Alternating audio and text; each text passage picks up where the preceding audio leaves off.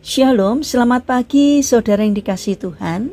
Kiranya berkat, damai sejahtera dan sukacita dari Tuhan Yesus Kristus senantiasa menyertai saudara sekalian. Sebelum kita mendengarkan firman Tuhan dan renungan, mari kita berdoa. Tuhan Allah Bapa yang baik, kami sungguh bersyukur atas kebaikan dan kemurahan-Mu. Karena Engkau Tuhan yang selalu melindungi, menolong, dan menopang kami. Terima kasih atas setiap kemurahan-Mu, ya Tuhan. Jika sebentar kami akan mendengarkan firman-Mu, urapilah kami dengan Roh Kudus-Mu, agar kami bisa mengerti dan memahami apa yang Tuhan sampaikan kepada kami, agar karakter kami semakin hari semakin bertumbuh menjadi lebih baik, sehingga semakin berkenan di hati-Mu. Terima kasih Tuhan. Di dalam nama Tuhan Yesus Kristus kami berdoa. Amin. Saudara yang dikasihi Tuhan, tema renungan pada pagi hari ini adalah akibat marah. Bacaan diambil dari kitab Amsal pasal 14 ayat 17. Demikian sabda Tuhan. Siapa lekas naik darah berlaku bodoh, tetapi orang yang bijaksana bersabar. Saudara yang dikasihi Tuhan, Ita, seorang gadis kecil berusia 5 tahun, sedang asik mencoret-coret tanah di pekarangan rumahnya, sementara pembantu yang menjaganya menjemur pakaian. Beberapa waktu kemudian, Ita menemukan paku berkarat dan memakainya untuk menggambar. Kemudian ia berjalan ke garasi dan mulai menggoreskan paku itu di sedan hitam yang baru dibeli papanya. Sore harinya ketika papa dan mamanya pulang, dengan bangga Ita menarik tangan papanya untuk memperlihatkan hasil karyanya di mobil papanya. Pemandangan di mobil sedan hitam yang baru itu dengan cepat memompa emosi papanya, dan karena lepas kendali, papanya memukuli tangan Ita dengan penggaris besi. Ampun, ampun Pak, ampun. Itulah jeritan yang keluar dari mulut Ita yang tidak dihiraukan oleh papanya. Setelah merasa puas, papanya berhenti dan menyuruh pembantu untuk mengurusi Ita yang baru saja didisiplin tanpa pembelaan sang mama.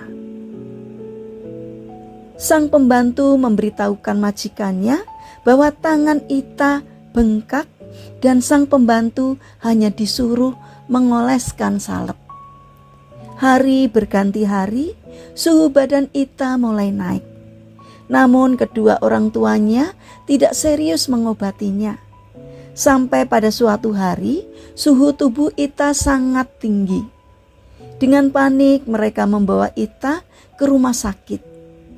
Diagnosa dokter, Ita demam diakibatkan oleh luka-luka di tangannya. Setelah diopnam beberapa hari, akhirnya dengan berat hati dokter memberitahukan kondisi Ita. Tangannya yang bernanah telah membusuk. Untuk menyelamatkan Ita, maka kami harus mengamputasi tangannya. Dengan derai air mata dan penyesalan yang tidak habisnya, papa dan mama Ita menandatangani surat persetujuan. Singkat cerita, setelah siuman sesudah dioperasi, dengan menahan rasa sakit di tangannya, Ita berkata, "Pak, Ita gak akan nakal lagi, Pak. Ita sayang sama papa dan mama. Tapi Pak, tolong kembalikan tangan Ita." Semua orang yang ada di ruangan itu diam membisu. Hanya isak tangis dan derai air mata yang berbicara mewakili kesedihan dan penyesalan mereka.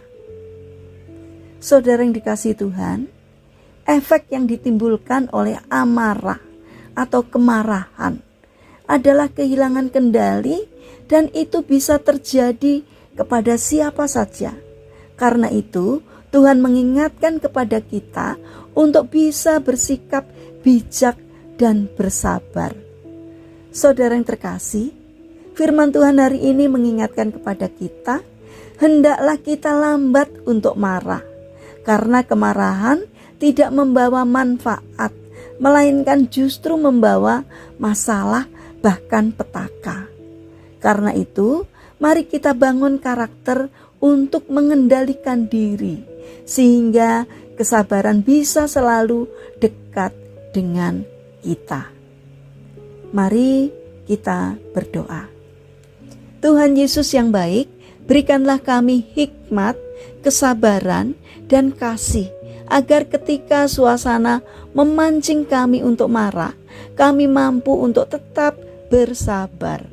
Jangan biarkan kami salah bertindak, sehingga bisa membuat orang lain terluka karena kemarahan yang kami lakukan. Ampuni kami, ya Tuhan. Saat ini kami berdoa untuk mereka yang sakit. Kiranya Tuhan yang menolong, menjamah, dan menyembuhkannya. Untuk mereka yang frustasi, yang hilang semangat, kiranya Tuhan menolong, agar mereka boleh bangkit dan bersemangat kembali di dalam menjalani kehidupan ini.